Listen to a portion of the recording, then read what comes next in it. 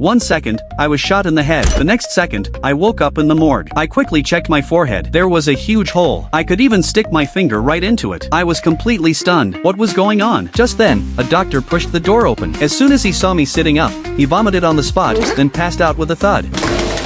I ignored him, picked up the phone he dropped on the floor, and tried to call my wife to tell her I was okay. The call went through, but a man's voice answered. I hadn't even been dead for 7 days, and she was already with someone else? I immediately understood. My death had to be connected to these two. Right then, the doctor slowly woke up. I found him annoying, and he stared at me in horror. He said my body had been brought in 2 days ago, and he didn't know if I was a ghost or a zombie. Of course, I was human. I slapped him straight across the face, and told him to calm down. I had no time to waste on him. After warning him not to tell anyone, I rushed out and headed straight home. When I got home, I first locked my wife in the bathroom, then dragged out that pretty-faced man. I punched him hard. He was so scared he couldn't speak clearly, stammering and trying to make excuses. That made me even angrier. I pinned him to the ground and beat him mercilessly. Just then, my wife came out of the bathroom and threw something at me. I was furious. I grabbed a decoration from the table and was ready to finish him off. But to my surprise,